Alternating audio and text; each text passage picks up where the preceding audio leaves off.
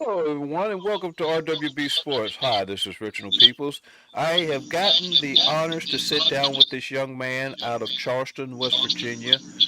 He's an amateur boxer getting ready to turn pro. He just signed with B League Management to manage his career and take him to the next level. I am talking no other than Terrell, the Truth Spencer. Welcome to the show, sir. Thank you, sir. Well, thank you for having me. Oh, anytime, anytime. So let's give the fans a little bit of background about the truth. You know, for the ones that are watching who don't know who you are, don't or you haven't got to that level yet, other than your boxing community there in West Virginia. Let the fans know who we're talking to today. Okay. Well, as you said, I was born and raised in Charleston, West Virginia. I started boxing around 15. I came up under my uncle Leba, my coach Tony Dunlap, my coach Jeff Clear, and the late great Gary Tony, who was the 2000s Olympic team coach. Okay. All right. Now, what got you started? Let's talk about what got you started in a sport of boxing at 15 years old. It's 15 is not late, but most of the times you get fighters starting as young as 8 years old. So at 15, what just made you decide you wanted to box? Um, I ain't really got no like a crazy story like that. Like I wasn't getting into a lot of fights, and I also wasn't like bullied or nothing like that. My Hmm. uncle was just coaching at the gym, and he needed a couple of fighters, so my mom took me over there. Okay. All right. And it doesn't have to be, like I said, a lot of people think that, a lot of fighters come out that have these crazy stories that make them great. Uh huh. It's not about the story that's behind you. It's about the story that's within you. You had a desire, you had a passion for the sport, so you picked it up. I mean, you got Michael Nunn. You have a lot of fighters that, made it big time, but they didn't have, necessarily a rough upbringing. They Gotcha. they That's just actually one of loved my favorite fighters. Michael Nunn. Okay. Yes, sir. That's actually one of my favorite fighters. Okay, okay. So, it's one of those things that you just have to, have a passion for, and that's anything. I know growing up, my dad, he told me something that, stuck with me for quite some time. And he said, "Son, I don't care what you do." He said, "Just be the best at it." He said, "I don't care if you're a Mm. worm digger." He said, "You have the best worms ever, that every fisherman that comes to town comes to you to get worms because you got the best." He said, "Just be the best at whatever you do, and I'm going to support you 100%." Uh-huh. And that's something that I've taken with me for a long time. So let's go ahead and get into the interview. We've gotten to know who you are outside of boxing. What hobbies do you have outside of boxing? What do you like to do outside of boxing when you're not in the gym? Well, when I'm not in the gym, it's not too much because I feel like right now a lot of my life is just consumed by boxing. You know what I'm saying? Working full Right. time while also going to the gym, and I also have a son. He just turned 3 last month, so like Okay. a lot of my time that's not in the gym is spent with him and the rest of my family. Okay. And that was going to be one of my next questions because I already got what inspired you to pursue the boxing career. Like you said, your uncle was running the gym and you was really wanting to help him out and get his gym started. But it seems like, you know, your son now, you have someone to carry on that legacy and to look up to you. I would think that that would be another strong point and what's motivating you to do something and be successful. Yes, for sure. For sure. My son is a huge motivating factor for why I get up and do it.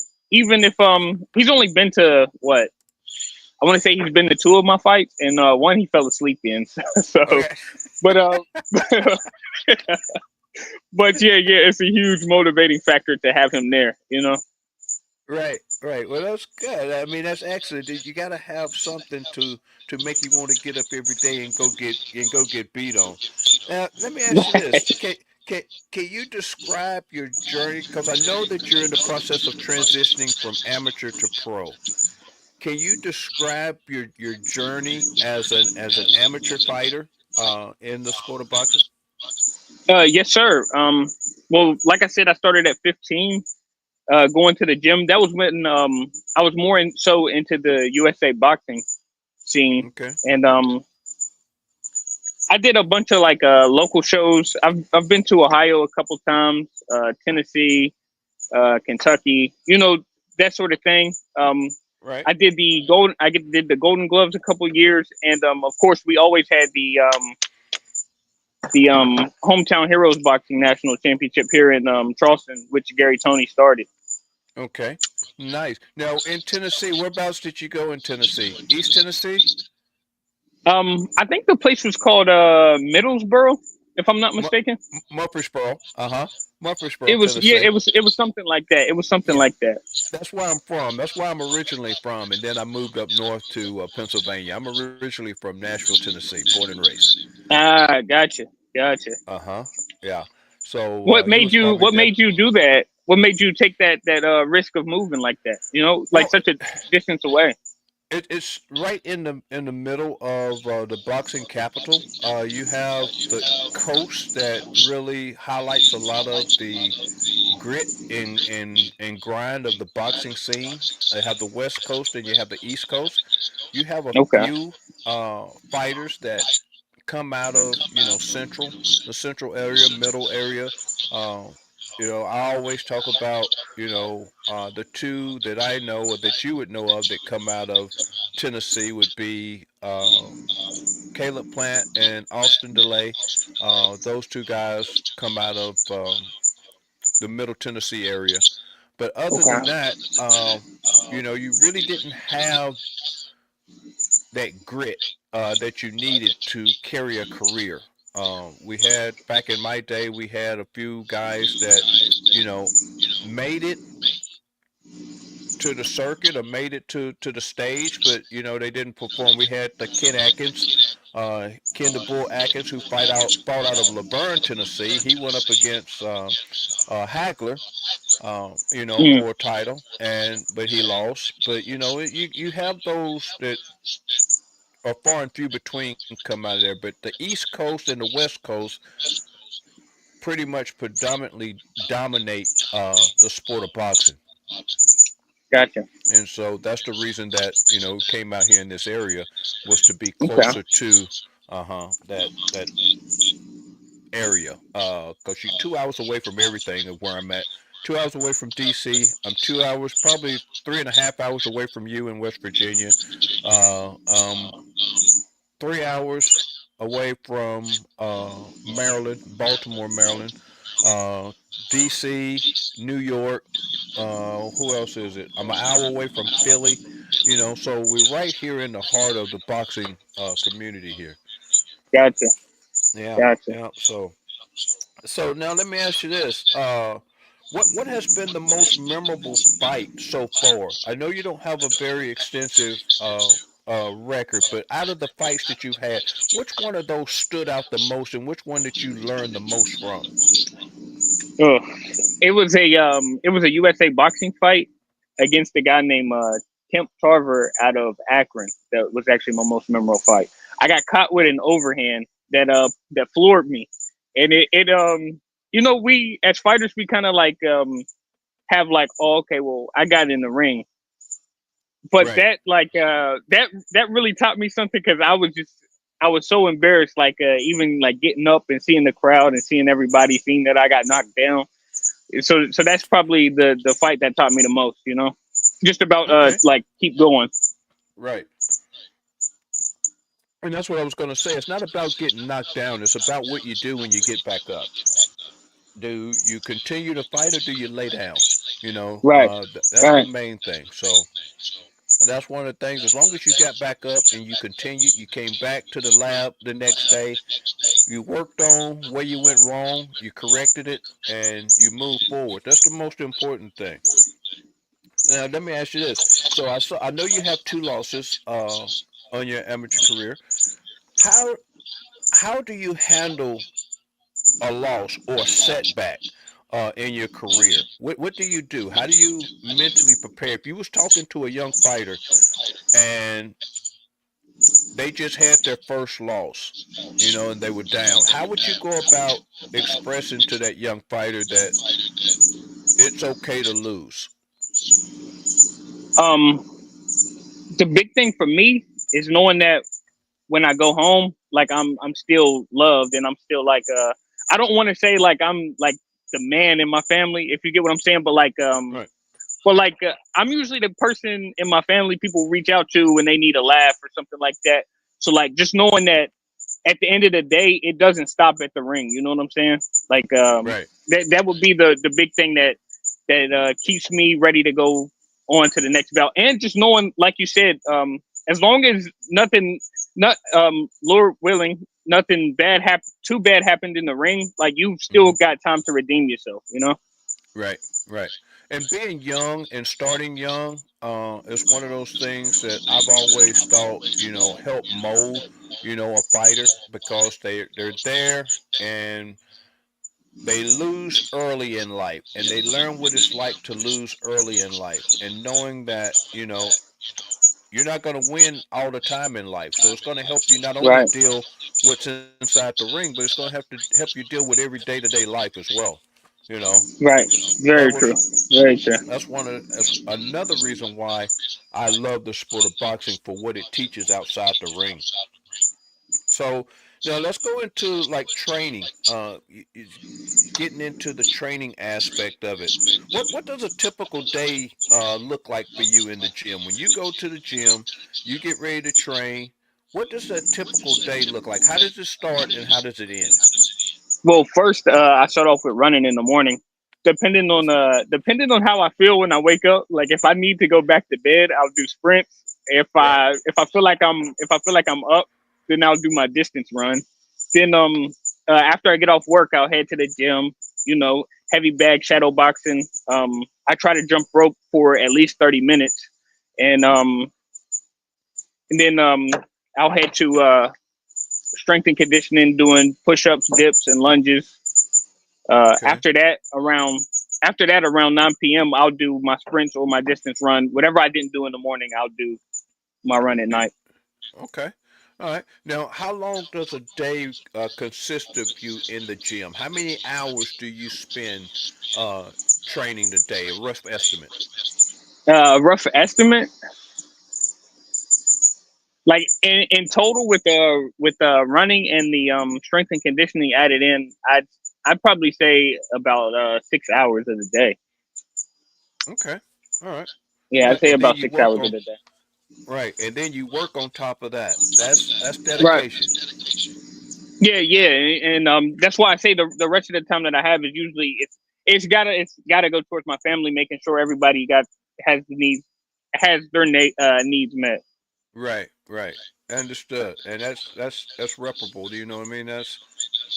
That's a sign of a good man, not just in boxing, but that's just a sign of a good man altogether, making sure everybody's taken care of, making sure you get your things done, but still checking on family as well. So Right, how do you mentally prepare for a fight? I know fighters and athletes, they have rituals that they have, because I know one of my rituals was I never washed my hand wraps in the gym. We had the cloth hand wraps, and I had them, until you know they they fell apart. We used to have them to right, where they would tie, and then the ties would come loose, and then you just tape them. But I never washed them for about 15 years. I never washed my hand wraps. What kind of rituals do you have in getting mentally prepared? um, first I can't imagine the smell of those hand wraps. But how I prepare for a fight is usually just music. Then my sister usually comes back and I do a prayer with her, and then me and my coach go over the fight plan. And after that, I just try to jump rope, shadow box, hit the mitts, just something to break a sweat before I get in the ring. Really open up my lungs, you know. Right, right, yeah, and that's good. And I like the part that you added in there, that you had prayer. You have your sister come back. and you all pray. Prayer is a big, big, big thing. It should be in every athlete's life. I know it's not, but I know in mine it was. It's one of those things that you knew once you had that family member, that special someone, kneel down with you. You knew you were going to be all right. Right.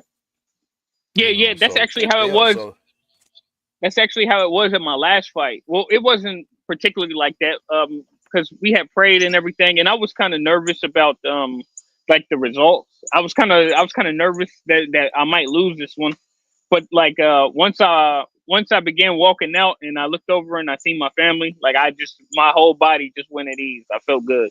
right, right. You just went into a whole different realm. You went into fight mode at that point. Right, Right. right.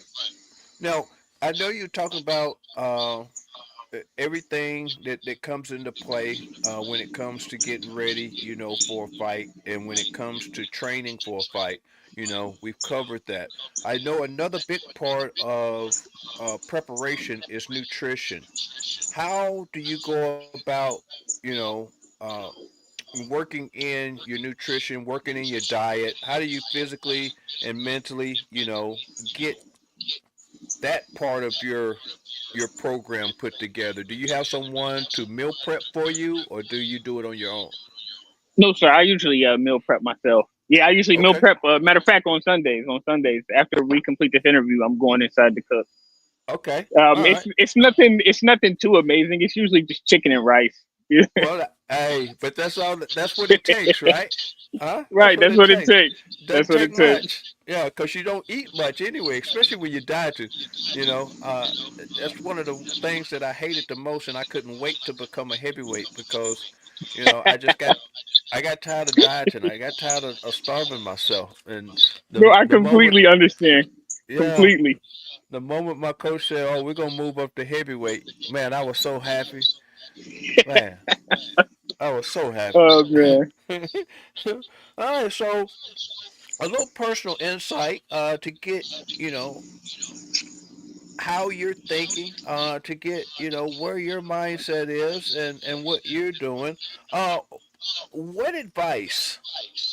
What advice would you give a young boxer who's wanting to, or a young individual, male or female, that's wanting to enter the sport of boxing? What kind of advice would you give them? Um, I would tell them first of all, work on your jab because that's king. And use your feet. You know what I'm saying? Work on your jab and use your feet. Right. Yeah, and I think too that your footwork is just as important as your jab. For the simple fact is that your feet can get you out of trouble a lot quicker than your hands can, because it's subtle Right. movements. Subtle Uh huh. movements. A step inside, a step to the left, a step to the right. Your feet can get you out of trouble a lot quicker than your hands can. For sure. So I agree with that. So any young fighter out there watching, if you want to get into the sport, I would go to a gym, find a local gym in your area, give them a call, tell them that you want to do a 2 day, 3 day trial to see if you like it. Before you invest in it, because I tell people all the time, people think that golf and tennis and those sports are expensive. Boxing's expensive. Oh my. Yes, sir. Yeah, It people sure is. just It don't sure is. realize it. Yeah, it's expensive. Going to those tournaments and entering yourself in those tournaments, it can be really expensive. Not only on the Hmm. parents, but on the coaches, on the gyms. So do a little research before you go in, and you know, like Terrell said, not only your jab is important, but your footwork is important. You got to run. Your conditioning is very important. So be sure you're running and you're doing everything that you need to do. So now I know you work and you have other things. You have a son that you're raising. How do you balance, boxing with the personal life? How do you manage to balance all that? The main thing is just like trying to keep a consistent schedule. You know what I'm saying? Mm-hmm. That's like the main thing to balance it out, is making sure that you got that consistent schedule, and everybody's needs are being met within those times. Okay. Okay. And that sounds like you've been doing that for quite some time, being able, because I know you spend a lot of time in the gym, but then I remember you saying that you also make it a point to make sure family has that quality time as well. Right. Good deal.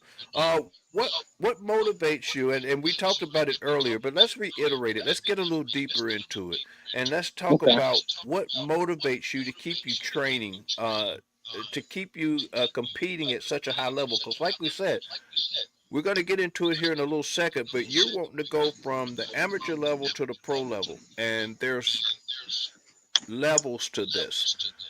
There's level to the amateur ranks, and then there's also even more levels once you turn pro. So let's dig deep into it. I know your son. I know he motivates you, but what deep down inside makes you want to take this to the next level? Is it a legacy? Is it money? What is it? Um, it's really just about challenging myself, trying to be the best version of me that I can be. Don't get me wrong, I would love for my name to be up there with the greats, but if that's not the way it ends for me, I'm fine with that, long as I know that I was the best version of myself. Right. Okay. So You know? and I know that you talked about uh, going to the other side, and we'll get into that as far as going into the journalism side. So what I was thinking in my head is that, because this is what I did. I came up during the era of, Mike Tyson, Evander Holyfield, Riddick Bowe, heavy hitters. I mean, big time hitters. I knew that I wasn't going to be able to compete on that level, so I got into the sport of boxing, but I couldn't talk about the sport of boxing unless I got into the ring. So I sacrificed my knowledge, and that was my education. That was like me going to college. All right. Okay. That Yeah, I was like me how you going, explain that right there. yeah, I like how that you was explain that. that was me going to college. So when I got to do what I really wanted to do, which is the journalism side and report about it, then I would know about it. I even trained, several fighters. Got in the ring and went the distance with several fighters, just so I could have that knowledge of what it takes in order to do what I needed to do outside the ring. So, looking at that, you want to go into journalism. What are you doing now to prepare yourself for that next step? Um, Nothing right now because I don't really have the time for it. But I did. I was working on it today, just like sort of. That's why I have these papers in my hands. I have like a little bullet points that I want to hit whenever you ask me the questions. Okay, okay.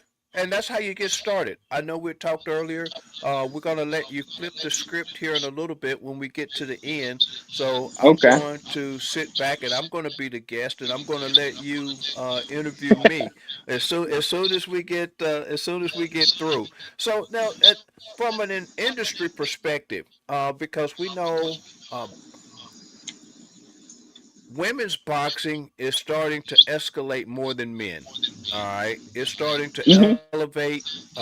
People are starting to see women's boxing for what it is. And one thing I like about women's boxing is that they're gonna fight anybody. They don't care who it is. They're not gonna pick and choose their opponent. Whoever's standing there, that's who they're gonna fight. That's what I love Right. about women's boxing.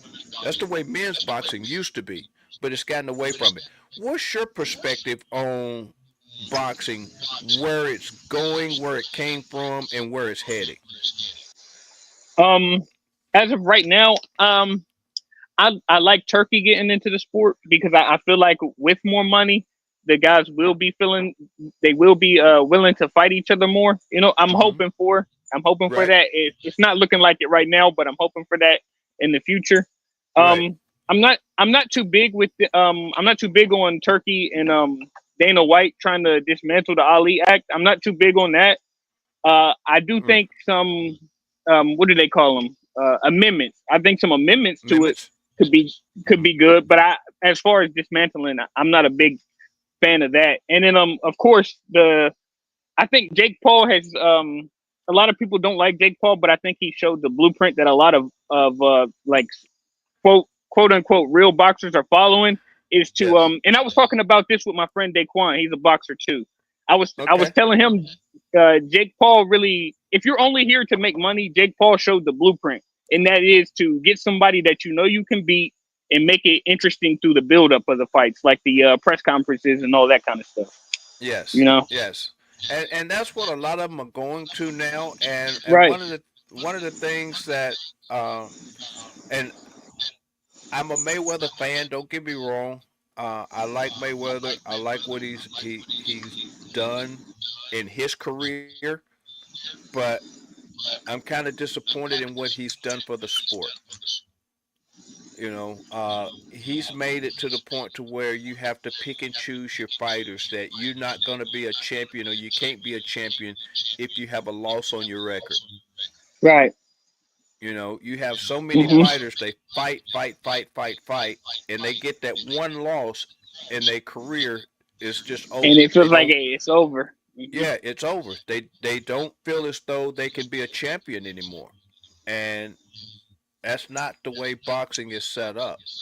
Boxing is Right. set up, you know, for the best to fight the best, to prove who's the best. Hmm. In order Yes, to sir. be That's the exactly how best, it should be. yeah. And in order to be the best, you got to beat the best. So if you're the champion, why are you going to go and fight somebody that's number 25 or 26 In the rankings, yes, sir. Uh huh. in the rankings? Why don't you Hmm. fight number two? Why is it not mandatory that you have to fight within the first top three? Right. Yes, sir. Uh huh. That You would know, completely. I think that completely could help him. Yeah, if they want to change something, they need to change that. They need to change that instead of messing with the Ali Act. Leave the Right. Ali Act alone. He fought hard, and it's that act has come in to save a lot of fighters. Make the fighters fight. You know what I mean? Don't let them duck and dodge each other. I understand you want to hype up the fight, so you go out and you promote yourself. You go out and you start these shenanigans, at these big Right. fights. So, the media get on you. Uh, but if they line up, if it lines up, if you're one and they're two, or you one and they're three, then yeah, make that fight happen. Make it Hmm. happen.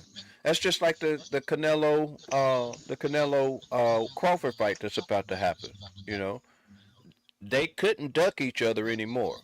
Both of them are pound for pound. You know, both of them are Right. claiming to be the greatest. So they got to fight. So I'm going to ask you about that too. What do you think about that fight? Who are you predicting in that fight? Um, you know what? I like the way Bud is talking. You know what I'm saying? I Yes. thought I thought Charlo. I can't remember. I think it was the little Charlo. I Right, thought the younger one. the little Charlo was gonna.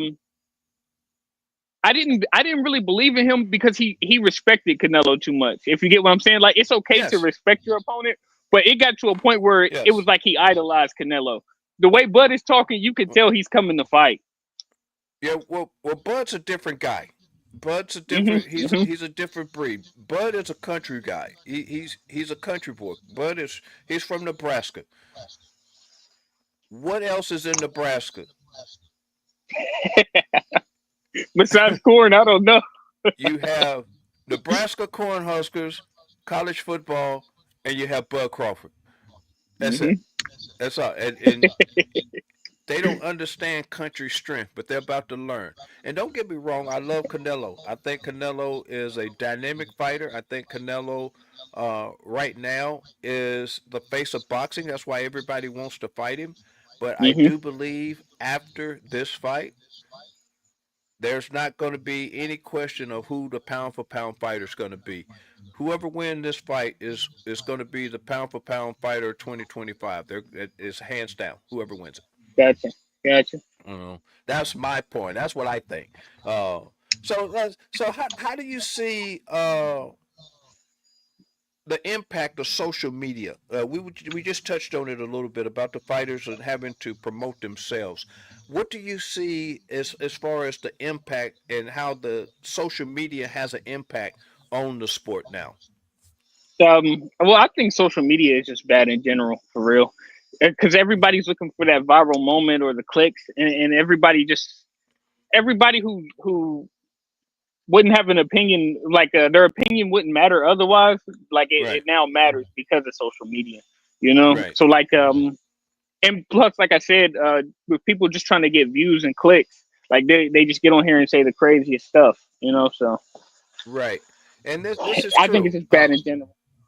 Yeah, it's well, it can be good and it can be bad. I'm a content creator myself, but I use the platform for this right here, is to get the amateur athlete the exposure that they need, because not every kid or every young athlete is comfortable in front of a camera, but at some point in time they're going to have to understand how to speak in front of a camera, and I want to be the first microphone that they talk to. You know what I mean? I want to make it I got you. comfortable for them. I want to make it easy for them. That way, when they work their way up the ladder and get into that upper echelon of athleticism and getting to making millions of dollars, that they're comfortable. You don't have those moments of disrespect on the microphone. You don't have those, moments of, sounding uneducated on the microphone. And that's one of the things that here at RWB Sports, we want to give them that opportunity to be able to do that. And so Right.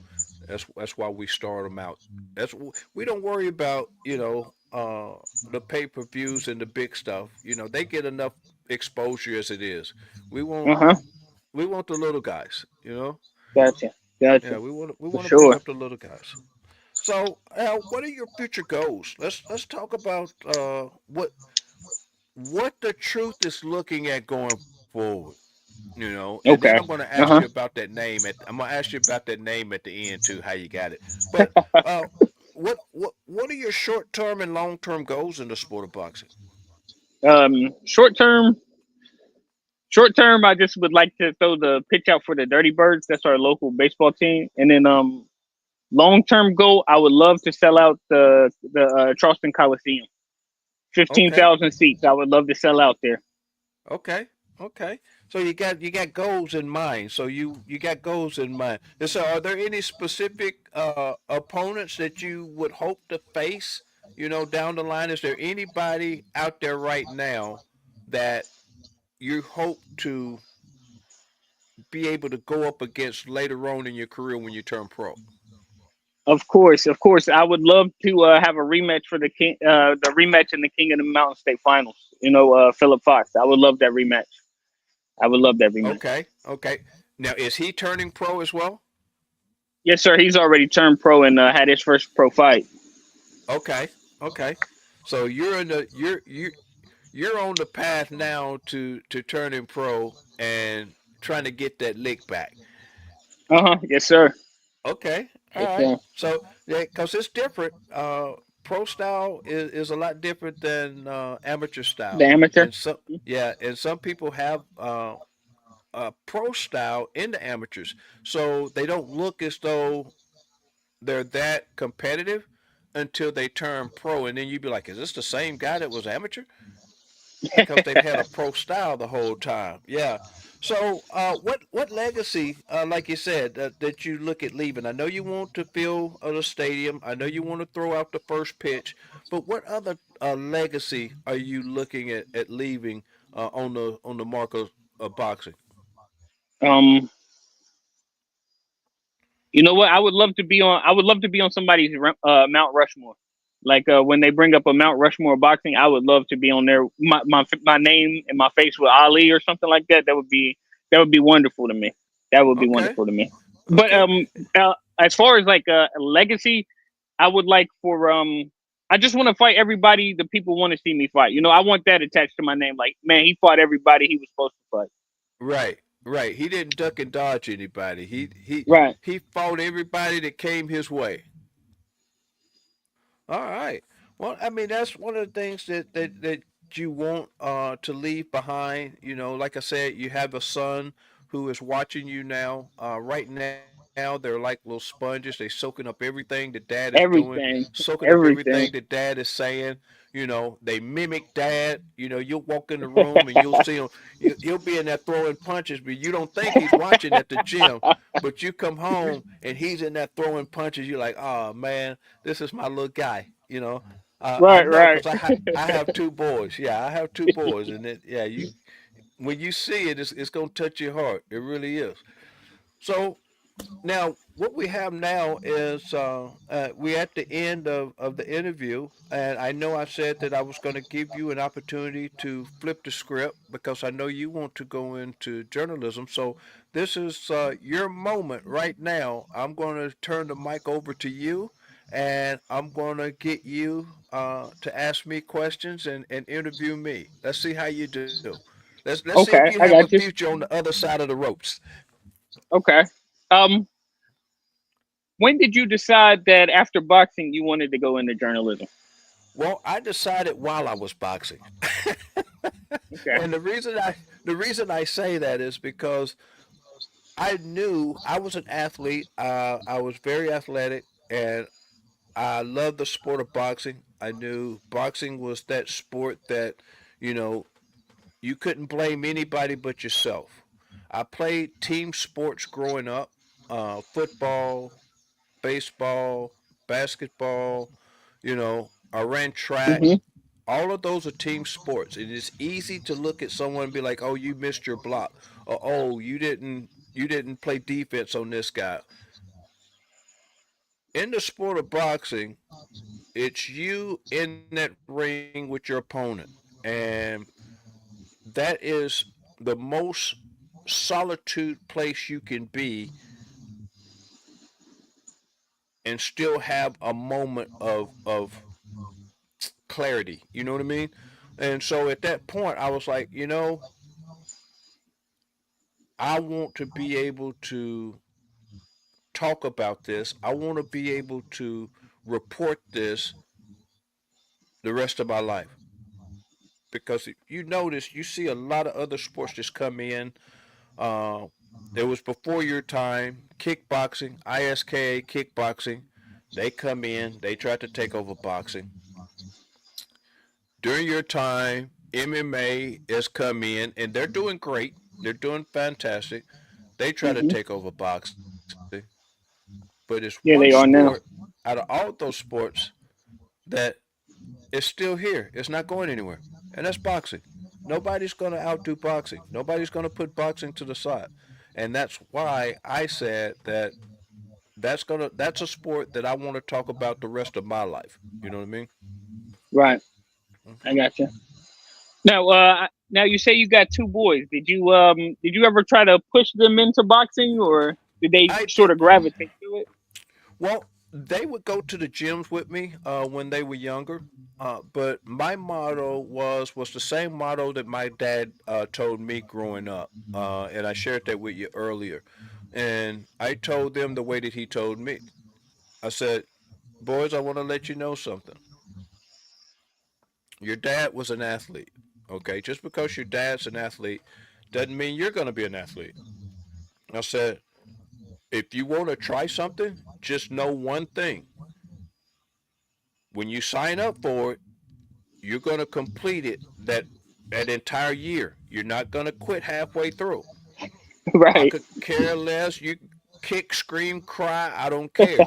But you're going to carry out that entire year because you signed up for it. Next Right. year, if Right. you yeah, next year if you don't want to do it, fine." So I told him, I said, no matter what you do, I said, just be the best at it because your dad's gonna love you no matter what. Your dad is gonna be there to support you no matter what. I said, sports aren't for everybody. Gotcha. They're they're just not, and I Right. understand that, and I understood that from my boys, and plus my boys saw in the mornings when I would get up how I would hurt, you know, or when I would do something or go out in the yard and play with them, how I would hurt. They was like, "I don't want to be like that, Dad." I said, "Dad don't want you like this either." So I didn't Oh force them man, to. Yeah, I let them do what they wanted to, as far as sports go. So, and they turned out really well. Both of them played basketball. Both of them played a year of football. My oldest one played a year of soccer. My youngest one played a okay, year of baseball. And after that, after they got into middle school, they played in the band. So gotcha. now, but now they can play every instrument there is. There's not an instrument they Really? can't play. Oh Yes. Uh wow. huh. Yeah. Yeah. So. Okay, one last question. Uh huh. When you made that move from Tennessee to you, and you said you went to Pennsylvania. Pennsylvania, right? Pennsylvania. Uh How huh. how was how was the first year? How was the first year? Like, what were some of the experiences that you went through? Well, I'm going to tell you now, and it's still going on. It's not just the first year; it continues. Being from the South, we're very generous. We're very polite. We're very open. We're very big-hearted. Not the same up here. People up here, they're different. I'm not saying that they're not good people, because they are. They're great people. They're just different. Each demographic has a different level of people. Um, People up here are very standoffish. They think that you want something from them, just to Mm, say hi to them, just to say hello. It's been challenging at best for the 10 years, going on 11 years I've been here. It's been very challenging to, I won't say make friends, but just to make acquaintances, people that that you can confide in, that that it's not gonna run and tell your whole story. Uh, okay. you can't get too close to people, because they like to tell everything they know, especially if you're a positive person and you're trying to do positive things. Uh It's huh. one of those things to where they try to dim your light to make their shine brighter, and that's not how it works. You Okay. know, it doesn't work that way. So it's been tough.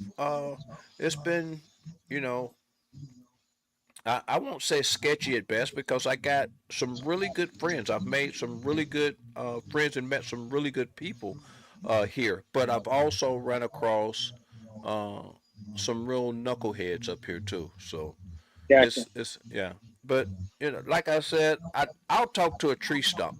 I don't care. Uh, they don't have to talk back.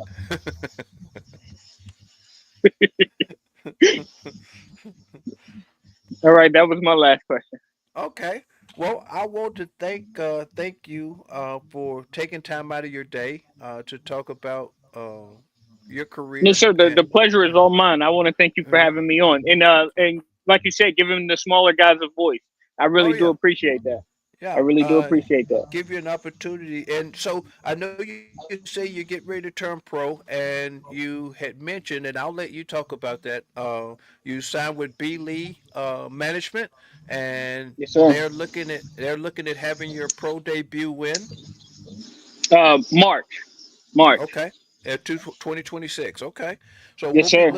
we'll be looking forward to that. Like I said, we follow you, we track you. I follow you on BoxRec. So we'll be keeping up with your career. We'll be following your career. And I know you said that you wanting to get into the journalism side of boxing. And one thing that, we do here at RWB Sports is we try to help our young athletes live out a dream and get them to fulfill, what dreams they want. With me being a entrepreneur myself, and being a boxing journalist myself, I would love, anytime you want to, or anytime you want to set up interviews, I would love to bring you on the platform, give you the host key, let you host the show. I'll just be back there for support, and give you an opportunity to, create your own podcast. And from there, who knows? If I see that you're doing wonderful, I see it's something that you want to do. West Virginia is only 2 hours away. 3 at most, depending on where you are, Charleston. So that's probably about 3.5 hours away. Then we'll come there. We'll see where you at, see what you got. We'll go and get you some podcast equipment. We'll set it up, and then we'll get you started and get you on your way to being a boxing journalist. And Yes, sir. Yes, sir. when you have when you have shows in the area, let me know. I'll check it with my schedule if I can make it. I'll come down there and I'll set up, and then I'll get you to be a commentator with me as we stream the shows live because RWB Sports Okay. Yes, Network, sir. yeah, it's getting ready to start traveling. So I would greatly look forward to that. I'm going to get your information once we get off because I have a few things that I want to send you to say thank you for being a part of RWB Sports and being on the show. I look forward to a promising career from you and looking forward to seeing what you got. Yes, sir. Thank you, sir. Thank you. I Uh, really appreciate that. Yes, Well, sir. you're more than welcome. Well, what we're gonna do is I'm gonna go ahead and sign off, and well, we'll go from there. I'll stay in touch with you. I'll be back on later tonight. I'm still trying out that new platform, TikTok. They got what is it? Studio. They got a TikTok studio, so I'm Okay. playing with that platform. So I'll be on there later on tonight. But keep up the great work, sir. I know what I'm going. I'm What's sorry. the name Let we me can let me. find you under? What's the name we can find you under on TikTok? You can find me under RWB Sports TV. That's on every platform. You can find me under RWB Sports on every platform. You can go to the website. Let me put this back up real quick because you can go to the website right here is www.rwbsportstv.com. That's the Gotcha. website. You can email me. I got my email address right there at the bottom. I also have my phone number there Gotcha. at the bottom if you want to get in touch with me in that aspect. So, the truth. I know I was going to ask you about that and I forgot. Uh huh. The truth. How did you get the name The Truth? Because you know, a great fighter that I used to love watching growing up is Carl the Truth Williams. Yeah, yeah. This actually if I'm not mistaken, that's actually the person that my coach Tony got it from, and he Okay. gave me the nickname. I didn't choose it for myself or anything. He just gave me that Okay. nickname. Okay. All right. Well, I thought it may have been something behind it. I thought that it may have been, you know, a little something behind it, but that's okay. That's cool. But so what we're gonna do now is we're gonna get ready to sign off. Once again, I want to thank you. Let the fans know where they can get in touch with you. Let the fans know where they can see you, and then when you get done, I'll close us out. Um, my name is Terrell Spencer. I can be found on Facebook. My name is Terrell on there. I try not to add too many people in there, but I'm also on Instagram. My handle is one true king 304. Um, yeah, and that's pretty much all the places you can find me for real.